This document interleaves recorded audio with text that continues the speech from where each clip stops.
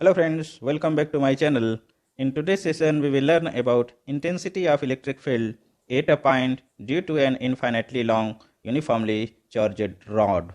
यदि एक infinitely long और uniformly charged rod है तो उसके कारण किसी पॉइंट पर इलेक्ट्रिक फील्ड इंटेंसिटी की वैल्यू क्या होगी उसे हम स्टडी करेंगे।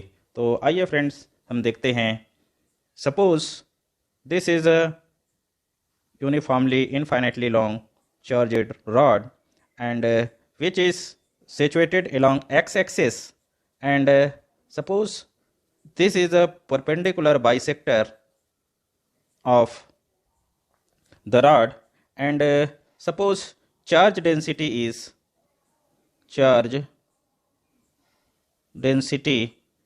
is lambda coulomb per meter।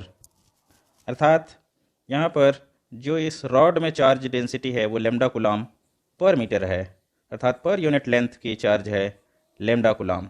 And suppose this is a point O and in this way we can say that point O is the mid point of this infinitely long uniformly charged rod and let there is a point P. This is the point P at a distance y from point O, where we have to find the electric field intensity due to this uniformly charged rod. And let there is a point A and point B in this rod at a distance x from point O, and this distance is also at x distance. This is point A and this is point B. Then let connect the point A to point P. Similarly, we have to connect point A to point P to point B, and let this angle is theta. So this will be also theta, and let us assume the small element of the rod at point A and B of length dx. यहाँ पे हम point A और point B पर small element ले लेते हैं जिसकी length है सपोज dx.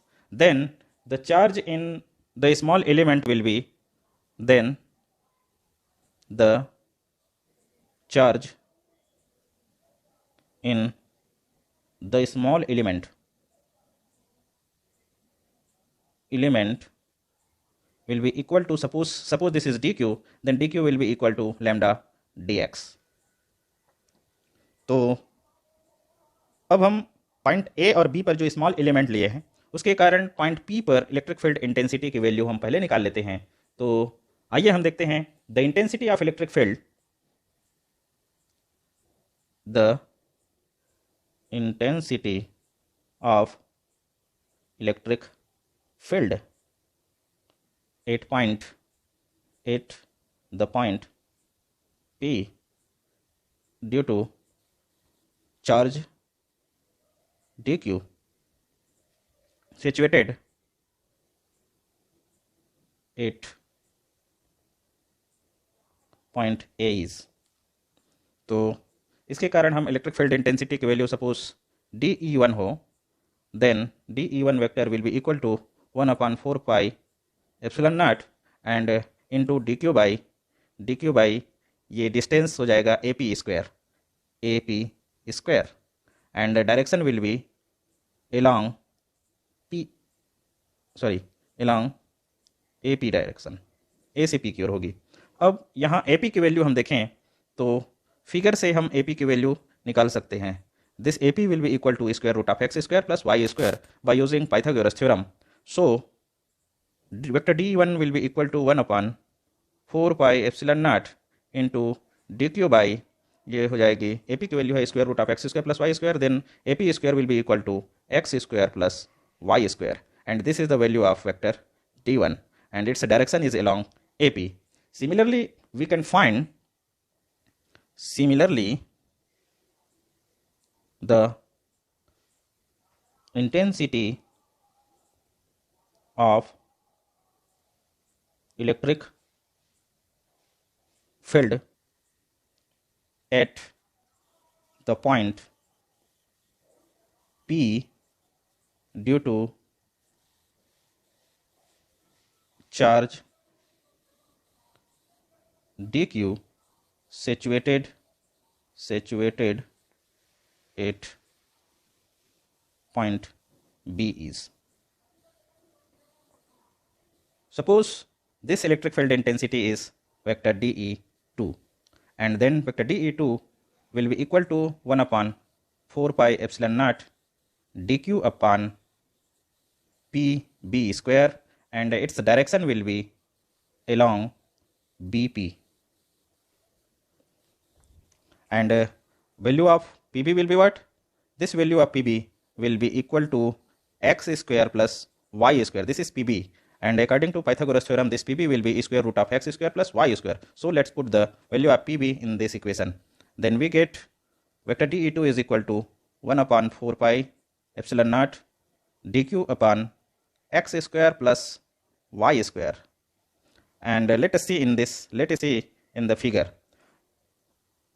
तो फ्रेंड्स हम देखते हैं फिगर में जो dE1 होगा वो dE1 इस डायरेक्शन में होगी, ये this is the direction of vector dE1, and dE2 ये इस डायरेक्शन में होगी dE2, this is the direction of dE1 and dE2.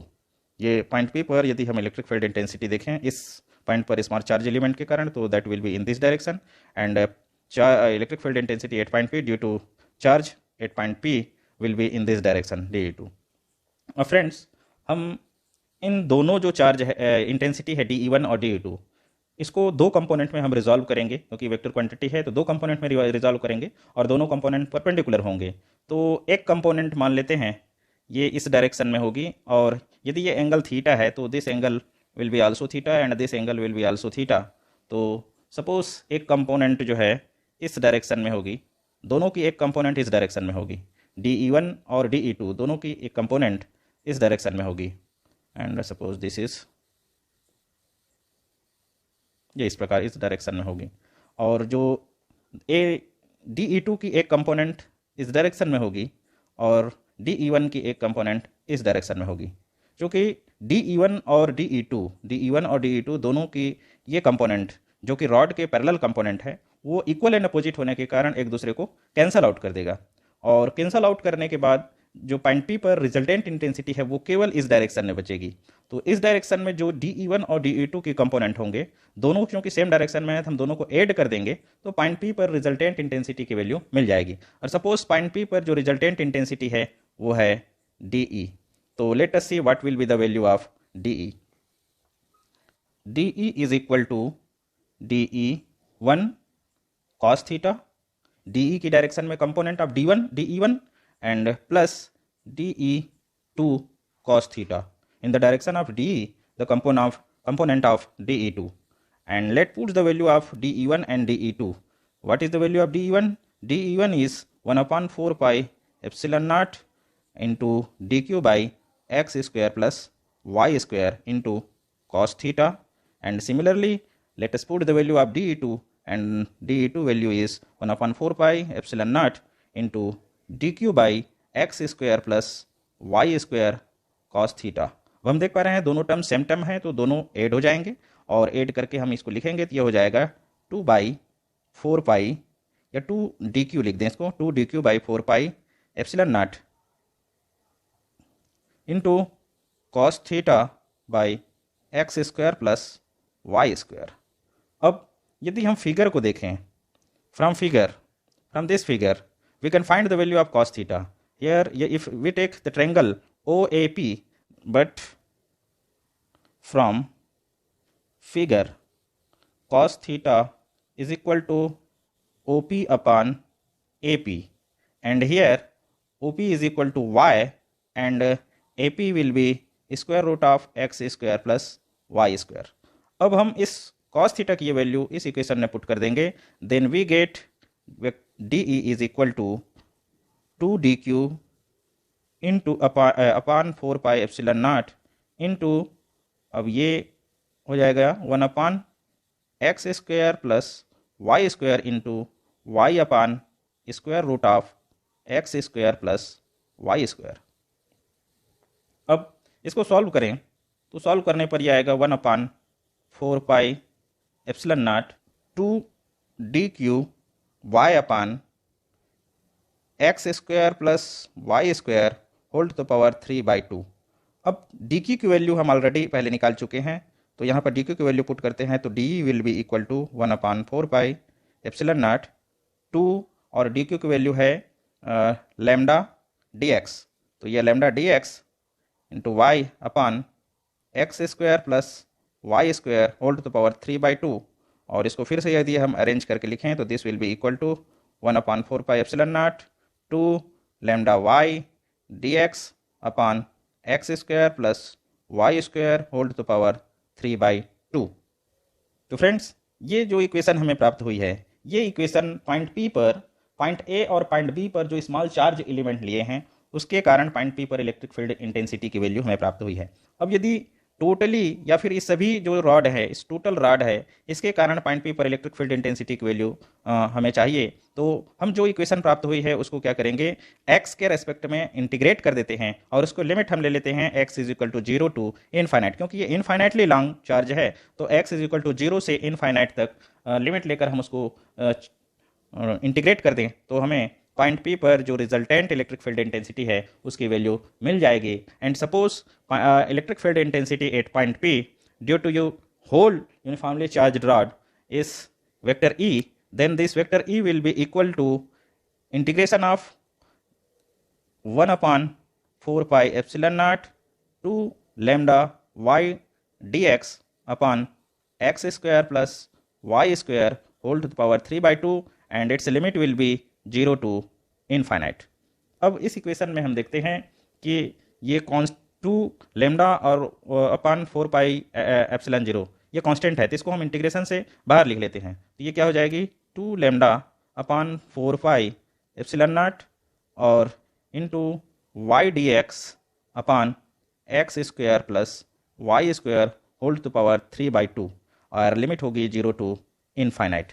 और इसकी डायरेक्शन किधर होगी, तो इसकी डायरेक्शन जो है एलॉन्ग ओपी होगी, अर्थात जो डी की डायरेक्शन है उसी डायरेक्शन में वेक्टर ई की भी डायरेक्शन होगी। तो फिगर से हम देखें अगेन, फ्रॉम फिगर, जो ऊपर की फिगर है उसके अनुसार यदि हम देखें तो यहाँ पर x is equal to Y tan theta, या tan theta is equal to X by Y है, तो x is equal to Y tan theta है, तो हम यदि इसको डिफ्रेंशिएट करें तो ये क्या हो जाएगा, y dx is equal to Y sec square theta D theta हो जाएगी। एंड देयरफॉर हमारा जो X square plus Y square है, इसमें यदि x की जगह में वाई टेन थीटा पुट करें तो हमारा जो X square plus Y square की वैल्यू हो जाएगी Y square plus Y square sec square theta. तो x की जगह डी एक्स की जगह में ये वैल्यू और X square plus Y square की वैल्यू हम इस इक्वेशन में पुट करते हैं, तो आइए हमारा इक्वेशन क्या हो जाएगा, vector E will be equal to 1/4 pi epsilon naught, और ये कांस्टेंट ऊपर में रहेगा 2 लैम्डा, और इंटीग्रेशन की लिमिट भी यहाँ चेंज होगी तो उसको हम आगे देखेंगे, और ये हो जाएगी आपका ऊपर का इक्वेशन y dx, तो y और dx की जगह में ये हो जाएगा y sec square theta D theta, और जो X square plus Y square है डिनोमिनेटर में उसकी जगह में हो जाएगा Y square sec square theta और होल टू द पावर 3/2। अब आइए अब इसकी लिमिट देखें, इसकी लिमिट क्या होगी, जब x की वैल्यू 0 हो, यदि हम यहाँ पर देखें x की वैल्यू जब 0 हो तो थीटा भी क्या होगा, 0 होगी। व्हेन लिमिट के लिए हम देखें when x is tends to 0 then theta will be tends to 0, इस इक्वेशन से हम देख सकते हैं। जब x की वैल्यू इनफाइनाइट हो तो थीटा की वैल्यू क्या हो जाएगी, π/2 हो जाएगी, तो हमारा लिमिट थीटा के केस में हो जाएगा 0 टू π/2। अब आइए हम इसको फिर से सॉल्व करें, तो this will be equal to 2 lambda upon 4 pi epsilon naught and integration, और यहाँ पर हम देखते हैं कि ये वाई स्क्वायर है और इसके होल पावर है 3/2, तो ये क्या हो जाएगा वाई क्यूब, और ऊपर में वाई स्क्वायर है तो ये हो जाएगा 1/y हो जाएगी, और ये सेक स्क्वायर थीटा और ये सेक स्क्वायर थीटा की पावर है 3/2, तो ये सेक क्यूब हो जाएगा, और ऊपर से सेक स्क्वायर थीटा और नीचे से sec square theta cancel out हो जाएगा, तो ये बचेगा हमारे पास 1/y y sec theta and D theta, और लिमिट होगी 0 टू π/2। और फिर इसको हम अरेंज करके लिखें तो this will be equal to 2 lambda by 4 pi epsilon naught 0 integration of π/2 from integration of, ये हो जाएगा cos थीटा अपॉन वाई और limit 0 to π/2 and D theta with respect to D theta, हमें इसको इंटीग्रेट करनी है। अब cos थीटा की यदि इंटीग्रेशन देखें और लिमिट हम पुट करें तो क्या मिलेगा वो देखते हैं। तो ये 2 lambda upon 4 pi epsilon naught, और cos थीटा की जो इंटीग्रेशन होती है वो होती है साइन थीटा, और यहाँ पे ये y अलग हो जाएगा क्योंकि ये कांस्टेंट हो जाएगा थीटा के रेस्पेक्ट में। तो cos थीटा की इंटीग्रेशन साइन थीटा, लिमिट हो जाएगी 0 टू π/2। तो अब यदि लिमिट पुट करें तो इस केस में हमें क्या मिलेगा वो देखते हैं। तो हम इसको सॉल्व करें तो ये मिलेगा 1/4 पाई एप्सिलॉन नॉट, और उसके बाद यह हो जाएगा 2 lambda upon Y newton per coulomb. तो फ्रेंड्स इसकी डायरेक्शन होगी along OP। तो friends this is the electric field intensity at point P due to infinitely long uniformly charged rod. उस यूनिफॉर्मली जो चार्ज रॉड है जिसकी लेंथ है infinite, उसके कारण पॉइंट P पर इलेक्ट्रिक फील्ड इंटेंसिटी की ये वैल्यू है। इसमें हम देख रहे हैं कि ये इलेक्ट्रिक फील्ड इंटेंसिटी की ये वैल्यू रॉड से उस पॉइंट की परपेंडिकुलर जो डिस्टेंस है उसके यूनिवर्सली प्रोपोर्शनल के हम फिगर से ये क्लियर है आपका। And its direction is radially outwards, ये डायरेक्शन क्या है रेडियली आउटवर्ड्स है, और रॉड से उस पॉइंट के डिस्टेंस की इनवर्सली प्रोपोर्शनल के इक्वल होती है। Let us take one special case, और वो स्पेशल केस क्या है, यदि जो रॉड की लेंथ है वह इनफाइनाइट ना होकर एक सर्टेन लेंथ L है, तब उस केस में पॉइंट P पर इलेक्ट्रिक फील्ड इंटेंसिटी की वैल्यू क्या होगी। सपोज इस केस में भी इलेक्ट्रिक फील्ड इंटेंसिटी की वैल्यू E ही है, तो हमारे पास जो ऊपर ये हमने ये इक्वेशन सॉरी हाँ ये इक्वेशन हमने नोट किया है, या फिर हम ये इक्वेशन ले सकते हैं। इस इक्वेशन में जो इंटीग्रेशन हमने किया है उसमें लिमिट जो है 0 टू इनफाइनाइट ना होकर 0 टू L/2 हो जाएगी। तो इस इक्वेशन से हम क्या लिख सकते हैं,